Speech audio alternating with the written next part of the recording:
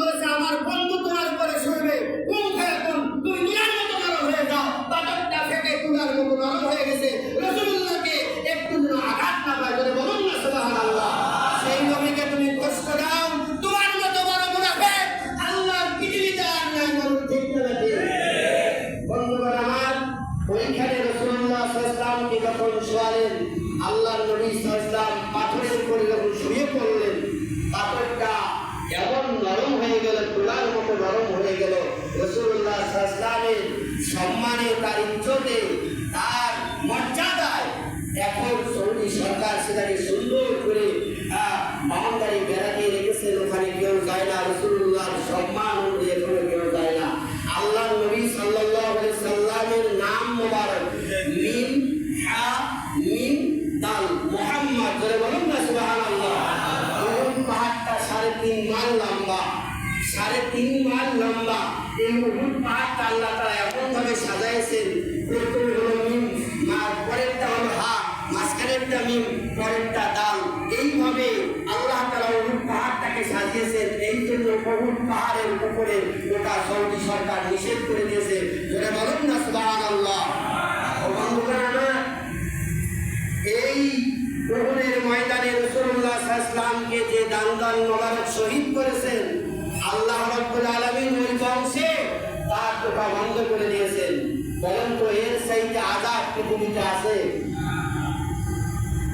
ওই বংশে তার টোকা বন্ধ করে দিয়েছেন। ওই বংশে যতগুলো মানুষ জন্মগ্রহণ করবে, আল্লাহ রাব্বুল আলামিন একটা মানুষেরও ডাক দেন নাই। এর চাইতে অপমান, এর চাইতে কষ্ট, এর চাইতে ব্যাগ যদি পৃথিবীতে আর হয় না, দুনিয়ার জমিনে তার শাস্তি, এই অল্প শাস্তি। ও বন্ধুগণ আমার, রাসূল পাক সাল্লাল্লাহু আলাইহি সাল্লামের জন্মের সময়, রাসূলুল্লাহ সাল্লাল্লাহু আলাইহি সাল্লামের জন্মের সময় আবু লাহাবের দাসী আস্তে করে এই দাসীকে আবু লাহাবের ডালে রাসূলুল্লাহ সাল্লাল্লাহু আলাইহি সাল্লামের জন্মের সুসংবাদ দিয়েছেন, আপনার ভাতিজা জন্ম হয়েছে, বলে বলুন না আলহামদুলিল্লাহ। এই ভাতিজা জন্ম হয়েছে, এইটা সুসংবাদ দেওয়ার কারণে সঙ্গে সঙ্গে আবু লাহাব এই দাসীকে আজাদ করে দিয়েছেন, মুক্ত করে দিয়েছেন। আল্লাহ রাব্বুল আলামিন এই দাসীটা ওই আবু লাহাব আজাদ করে দেওয়ার কারণে, জন্মের সুসংবাদ দেওয়ার কারণে, দাসীকে আজাদ করে দেওয়ার কারণে আবু লাহাবের কবরের আজাব সোমবারের দিন আল্লাহ তাআলা হালকা করে দেয়, বলে বলুন না সুবহানাল্লাহ। আর তুমি রাসূলুল্লাহ সাল্লাল্লাহু আলাইহি ওয়াসাল্লামের বিরুদ্ধে করে, রাসূলুল্লাহ সাল্লাল্লাহু আলাইহি ওয়াসাল্লামের বিরুদ্ধে কথা বলে, রাসূলুল্লাহ সাল্লাল্লাহু আলাইহি ওয়াসাল্লামকে খাড়া করে, রাসূলুল্লাহ সাল্লাল্লাহু আলাইহি ওয়াসাল্লামের কটূক্তি করে, রাসূলুল্লাহ সাল্লাল্লাহু আলাইহি ওয়াসাল্লামের মর্যাদাকে প্রতিপন্ন করার জন্য তুমি বড় আলেম ছেড়েছো, কবরে যাও, আল্লাহ রাব্বুল আলামিন তোমার বিচার করবে, ঠিক না বেঠে? এই জন্য বন্ধুরা, আল্লাহর নবী সাল্লাল্লাহু আলাইহি সাল্লামের শানে কেউ যেন দুশমনি না করে।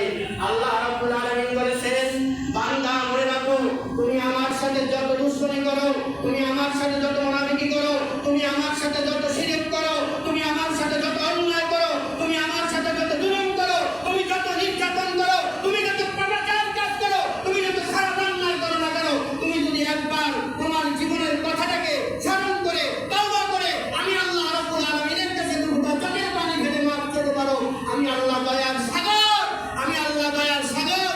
আল্লাহ রাব্বুল আলামিন বলেন, আমি বান্দা তোমাকে মাফ করে দিতে পারি, মাফ করে দিব, কিন্তু আমার রাসূলের সাথে বেয়াদবি করলে তোমাকে দুনিয়াও ছাড়বো না, আখিরাতেও তোমাকে মাফ করব না, বলা ঠিক না বেঠে? এইজন্য আমরা খবরদার কখনো কোনো সময় রাসূলুল্লাহ সাল্লাল্লাহু আলাইহি ওয়াসাল্লামের বিরোধিতা, রাসূল সাল্লাল্লাহু আলাইহি সাল্লামের কুটক্তিমূলক কোনো কথা আমরা বলবো না। আমরা শেষ নবীর উম্মত, বিনা দরখাস্তে এত দামি উম্মত হতে পেরেছি, আল্লাহ তাআলা